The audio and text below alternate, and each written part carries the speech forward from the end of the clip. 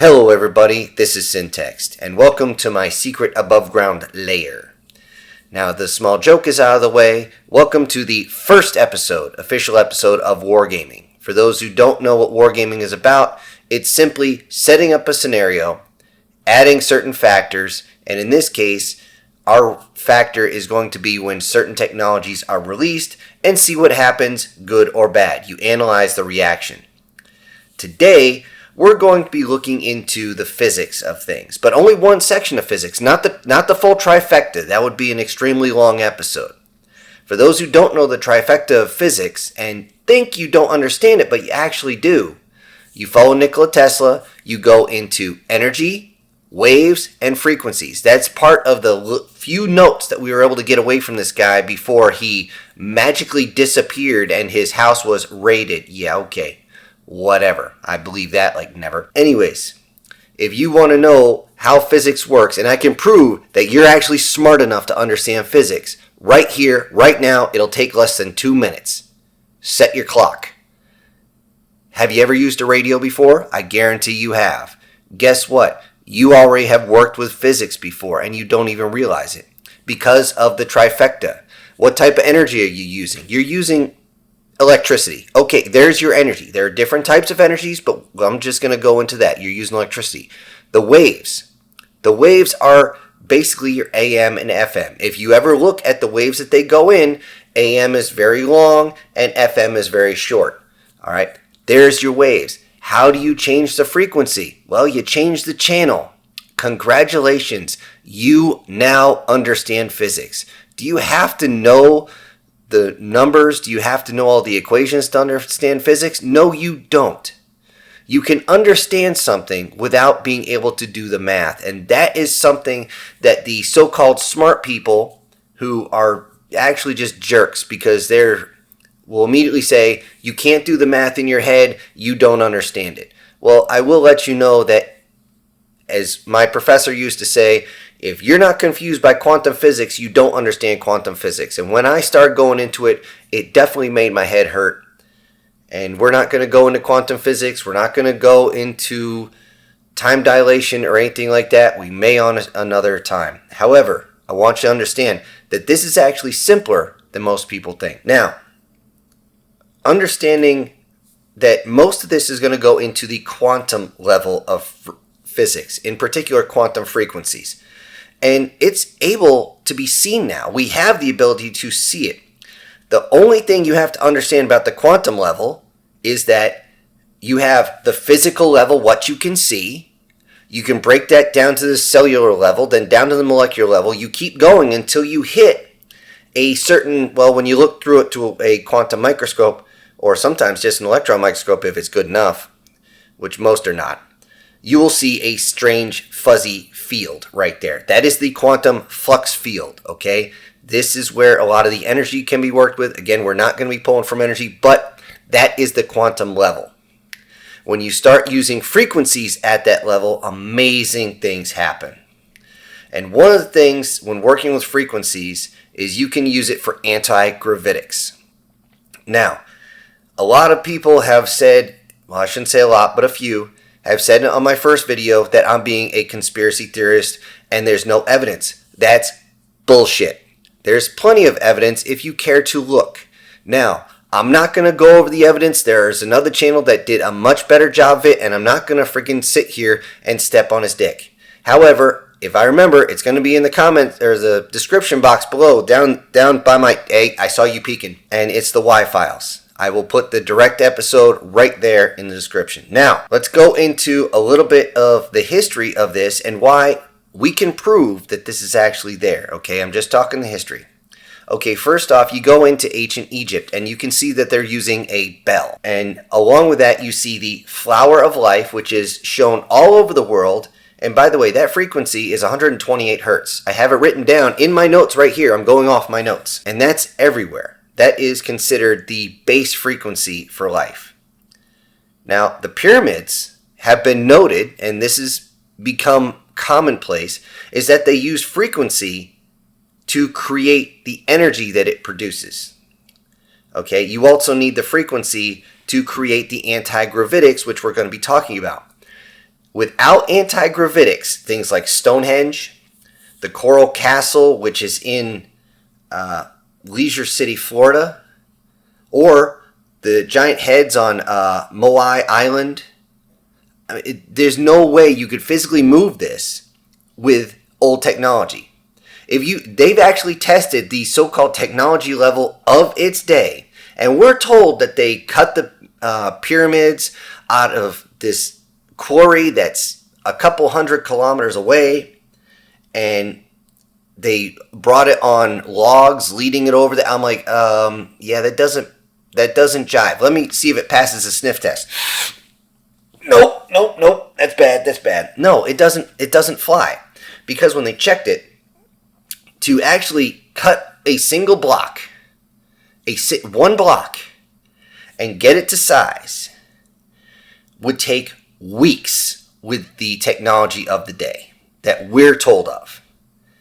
And then, of course, there's the transportation of these blocks without breaking them. If they did it via the logs like they showed, there would be blocks that were being brought over that broke because of the transportation, because the constant shaking. One would eventually break every so many hundred meters. There's not one that I am aware of. If there is, by all means, link in the description below, or in the comment section, excuse me, and put it there. I'd love to know about it. Prove me wrong, bitch. Now, looking at all this and judging the technology that we're supposed to be looking at, which is, they say, Bronze Age tools and yada, yada, yada, when you actually compare it to the evidence, it's clear that our history told to us has been action-packed with bullshit. I don't like dealing with bullshit, and neither should you. Like the man says, it's all bullshit and it's bad for you. I think he was onto something. So, we're going to come back to the present as I look over my notes again. And you got to ask the question, how would this anti-gravitic tech change the world? And by the way, if you want to call it repulsor, that's fine. That's the common name for it. There's no issue there.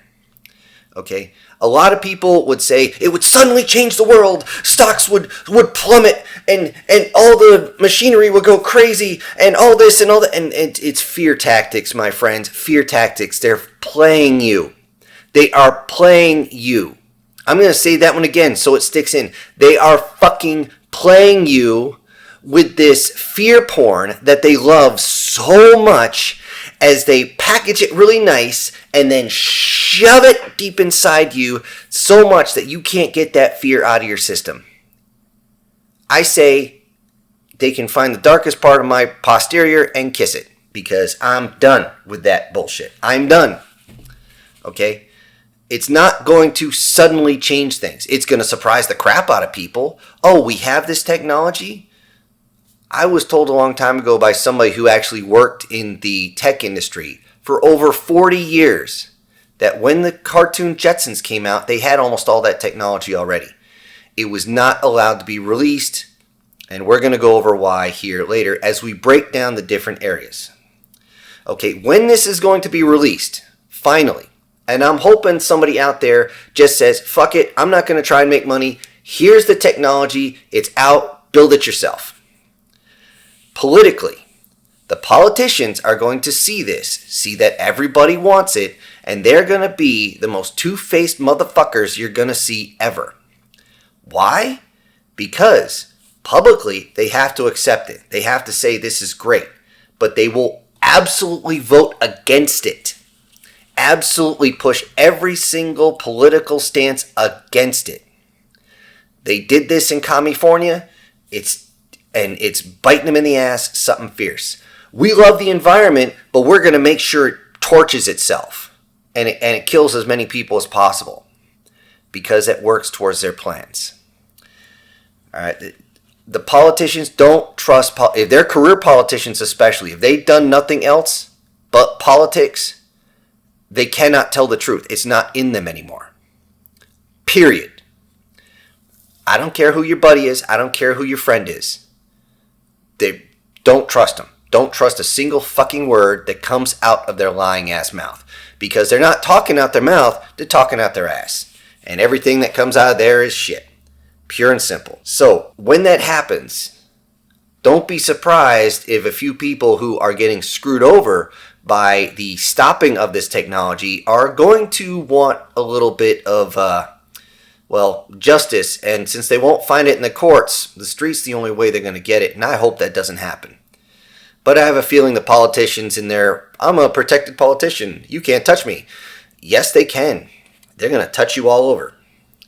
Now, militarily speaking, this is where things get interesting because everybody wants, ooh, that's exciting. The military, ooh, that's crazy exciting. A lot of the contracts that are out there for certain things, like more vehicles or more aircraft, more ships, they can't just cancel the contract. It's not going to be possible. However, they're going to hurry themselves to adjust said contract if they can. If they can't, they're just going to finish that contract and then be done with that technology. And what's going to happen is the contractors are going to try and hurry to actually change to a the new technology as fast as possible. And that's where it gets very fun. Because you have to remember, on the so-called cutting edge of technology, which, by the way, we haven't seen since 1946 with the atomic weapon that was used. The only reason we saw state-of-the-art back then, because it was developed, or it was thought up, developed, designed, built, tested, and immediately used right in order. There was no lag time, and that's why that was state-of-the-art. And there's a lot more stuff that was going on back then that we're not allowed to look at. We are not allowed to see.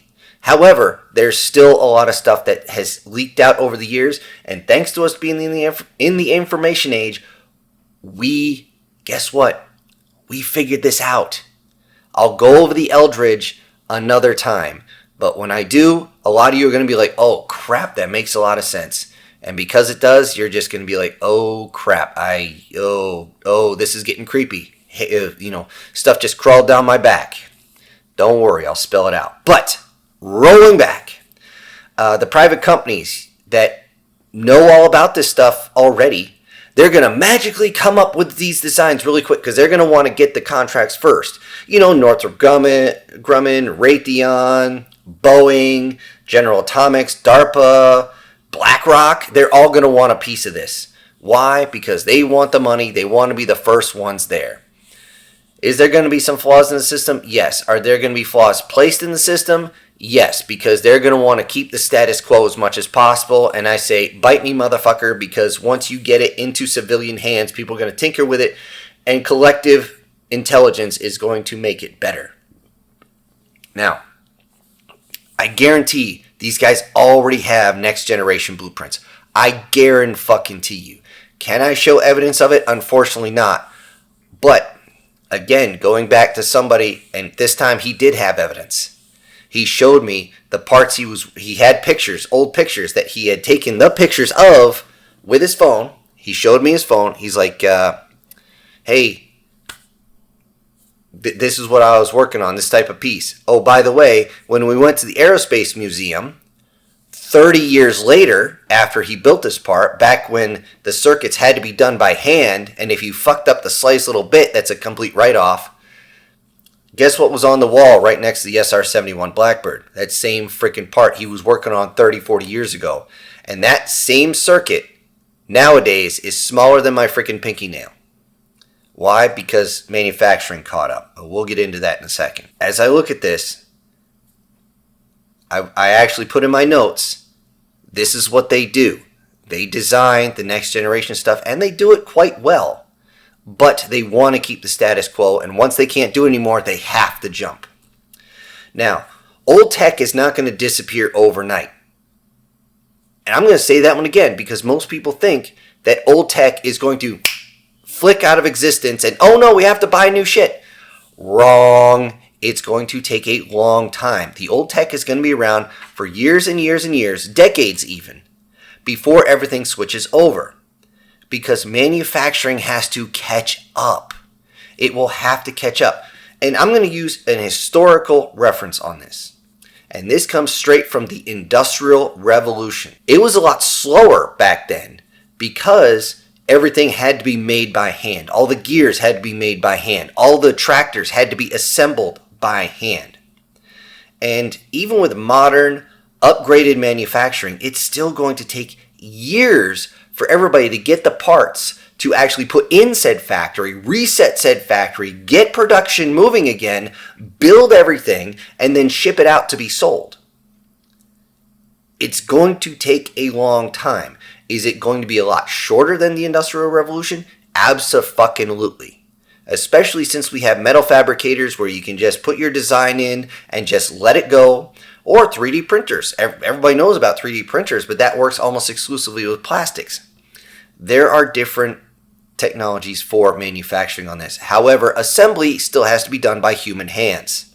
It is what it is. AI is not there yet, at least that I'm aware of, but it might be. But that's not what this is about. Understand that when anti-gravitics come out, when the technology is finally released, it will just take years before everything switches over. It's not going to be a dramatic change. That is fear porn. I'm going to say that again. That is fear porn. That is something that people put in movies for drama. Once this comes out, understand that most rotary wing aircraft will be obsolete and they will be transformed. They're not going to be gone. The actual airframe's not going to be gone. But drones, which are now a major part of warfare, are going to be not only more effective, but beyond scary effective. I'm going to say them again because I was infantry. Drones worry me. And this is why I kept telling my men, you do not come out of the tree line. You are a dead man if you come out of the tree line. Because the trees, the shrubs, the branches, and everything are going to block the fucking drones. And that's pretty much your only way of securing yourself. Absolutely crazy. Drones are going to be working alongside with people. It's just the way it is. The thing is, they're going to run silent, so people aren't even going to hear what sounds like a loud mosquito coming in before they end up on live leak. I mean, they're just going to be like, I think someone's watching me. Boom! You know, they're done. Now, I'm going to come back from military a little bit because this actually falls into military as well. Vehicles will be able to maneuver much, much easier. However, they're not going to be actual hover vehicles like you think. Will there be some? Yes, but those are mostly going to be for things taking over instead of your hovercraft. We're not going to need hovercraft anymore. Not the way they're designed. However, will they be used? Yes, but they're going to be a lot more efficient and used much more often. Things like medevac will be done easier because you're going to have the litters that are going to be able to just lift someone up and you can just one finger push them along so that you can get them back as fast as possible to the rear so they can get medical attention. What's most likely going to happen is these engines are going to be put into vehicles to make them lighter. Okay, pure and simple. Now, frequency and gravity, or frequency/anti-gravity will not change the fixed-wing aircraft. I can't say it's going to change that type of transportation much at all. 0 point will, but we're not on energy right now. We're on frequency. So please don't get those confused. The one thing I want to bring up, because this was brought up to me in the comment section, and he brought up a good point, because energy is energy. Okay, you still have inertia, which is a form of energy. If you have the trailer on a semi, which is using the repulsor technology as it's driving, how are you going to get it to stop because all that weight is still pushing you? It's simple. You turn the damn thing off, or when you compress the brakes, it turns down the repulsor more and more and more until it needs to completely shut off and the brakes need to lock. If that's the case, you're just going to see somebody with a big rig slam their brakes, pull their Jake brake as hard as they can, try to stop, all the wheels are going to suddenly lock up, and you'll see the whole rig drop, trailer and all, just drop down lower as it's grabbing onto the pavement. One of the major bonuses of this is the fact that, one, your tires aren't going to burn out so fast because you're going to have almost no pressure on them. And two, guess what? You're going to get mileage out the ass. Your car right now that only gets 35 miles to the gallon, which has been the same since the 1970s, by the way, is now going to be able to get 90 to 100 miles to the gallon. No problems. Shocker. Guess who's going to be pissed off? The oil industry. And you know what? Fuck them. I don't care. The oil industry is overbloated as is. The only people it's going to hurt is the oil industry, but they're going to switch over to building anti-grav motors or repulsor engines, whatever it might be, and all they got to do is change it. Is oil going to disappear? No, because it's used for way too much. Now, how is anti-gravitics going to change things socially? Well, there's going to be very little in the way of change, at least at first. The reason I say at first is because most people are just going to be surprised. But what's going to happen is most people need to learn how to repair and manage this new technology. Just like when people switched over from working with horses to working with a tractor. You need to know how to fix the damn thing, just like you need to know how to fix the horse so that you don't get stopped at planting or harvesting season, the two most important times of the year. Because if you can't get production done at those times, you're screwed. And not in a fun way. That's for damn sure. I will let you know that socially, a lot of people are like, oh, repulsor, we're going to get hoverboards and everything. No, you won't. You will not get hoverboards, not the way you saw on that future that somebody had to go back to. And I have to phrase that way because of YouTube, by the way. Anyways, you won't get hoverboards because if you're using just a repulsor, you have to understand, again, inertia is inertia and friction is friction. All these come into play. If you just had a hoverboard, it's like when you're in gym class and you're on those little carts, those little square carts where they got the handles and they got the four wheels, but the wheels, they just spin. Somebody can simply grab you, toss you, and spin you, and you're having fun until you hit the wall, of course. And even then, you're probably laughing while you're trying not to puke and shit yourself at the same time. But that's the way the hoverboards are going to operate. So you need to be smart about it. I actually have in my notes, be aware of inertia, you still need wheels. No kidding. Okay, some work is going to also get easier. Okay, heavy equipment and supplies are going to be able to move. In particular, farm work is going to become much, much easier and much more efficient, even for your backyard farmer. Because, let's face it, if you need to move heavy equipment, a lot of times it's expensive because of all the wear and tear on said equipment. And also moving supplies. That's a big one right there because a lot of people don't know that farmers move tons. They don't work in pounds. They work in tons. And we're talking tens and hundreds of tons. Now, if you can move that for a 100th of the price, you know what's going to happen to the food cost? Down it goes. And people can then afford to have actually good food. And that's important. Along with that is trains. When they're outfitted, lifting up some of the carts so they're not nearly as heavy, you're basically turning every single train into a maglift. Basically. Not really. But you have to understand, once you lift the weight, you don't need 4 engines to pull anymore. You only need maybe 1. And once again, with all that weight, all you have to do is drop it onto the track, hit the brakes, they'll stop. It's going to still take a mile to stop it, but it's going to be a lot easier to stop it. Now, there's many, many, many more things that can be done on the economy. However, I'm not going to sit here and talk about every single one. One of the major things is transportation. That's why I touched it so much, is because transportation is major. We all travel, we all drive, we all have to get from point A to point B. And that's going to be one of the major things. Again, the only industry that's going to truly suffer when repulsor anti-gravity is finally released to the general public is the oil industry. They're going to go from $50 a barrel down to maybe $5. And you know what? Those self-righteous pieces of donkey shit can go to hell for all I give a shit.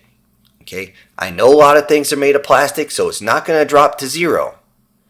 But you're going to find that the peak oil Well, that line is going to shift way far over when we don't need to burn so many just to get from point A to point B. And I don't know about you, but I don't mind having my diesel engine in my car go from 50, 60 miles to the gallon to over 300. I think that would be great. Now, I want to go over the mental aspect on everybody. The mental strain on people will be very significant when this comes out because their entire worldview is going to be pretty much shot in the ass. But this is just a shock, people. It's just that instant hit. Just like if somebody steps into your peripheral vision, you have that shock. But as soon as you see who it is, you calm down. That initial shock is going to surprise everybody until they start to understand the technology. Once they start to learn the basics, just like everything else, it's easy. I started out this video explaining physics. Now that you understand, believe it or not, you're going to use that each time to understand how physics works, and you're going to be like, why was I so confused? You just have to understand the basics. Sometimes that's a real bitch, but sometimes it's remarkably simple. Now, the current technology will end up being relegated to hobbyists. Just like people who still want to ride horses. You know, people in the Amish country, they don't want technology. That's fine. Okay? You can live like that. I got no problem with that. If you want to live your life like that, that's fine. Just do not try to force it on me. That's all I'm asking. Don't try to force your beliefs on me. Technology is technology. As I said before, it's not good, it's not bad. It's only as bad as the people that use it. You want to stick with the old technology, don't be surprised when other people look at it and go, I'm confused. There's plenty of videos online of people handing children stuff from like the 70s and 80s and they're completely freaking lost. Like, I know how to tack up a horse. Am I ever going to use that again? Probably not. But is it going to matter to you that you know it? Maybe. You should learn everything you can because you never know what you're going to need. You might need to know one thing your entire life, but that one thing could save your life. I learned that when I was training. So understand this, that current technology will not disappear. I'm going to say that again. Your current technology will not disappear. It will, again, be more of a hobby. Now I'm getting down close to the end of my notes. I want to go over the final aspect. And it's, will any of this change someone's faith? No. No, this one will not. This one will not change anything. There will be a lot of people that will challenge your faith with this, but it will mean absolutely dick. So if you're one of the faithful, myself included, I won't call myself religious by any stretch. But if you're one of the faithful and you think this technology comes out is going to challenge your view, the only way it would challenge your view is if you are easily suckered. There will be certain people who will try to rally their religion, not their faith, but their religion, to force you to not use this technology. Well, shocker. They'll lose, just like they did last time. All right, I'd like to close with this, since we've already been going for about 30 minutes. The next video, I'm going to be going over, again, this technology, but I'm going to go how it's going to change your body and your mind, how frequency can not only adjust you, but it can fix you. However, there's a myriad of factors that most people don't think about, because just like what I've talked about before, everyone thinks that this increase of tech is going to put a lot of people out of business. No, it will change things. If you refuse to change and you refuse to adapt, just like so many other creatures before us, you will end up as nothing more than a footnote in history. That's it for me. This is Syntext, and I'll see you on the next time that we go wargaming. Before I end this video, I do also have to send out some special thank yous to a few of my supporters, and those would be Prozac and Pancakes, Brian Kemp, SS Demon, Guardian Sage, MTF Guard, and Erica Gem. Thank you all for supporting the channel. And everybody else, I'll see you on the next one. This is Syntext, ejecting.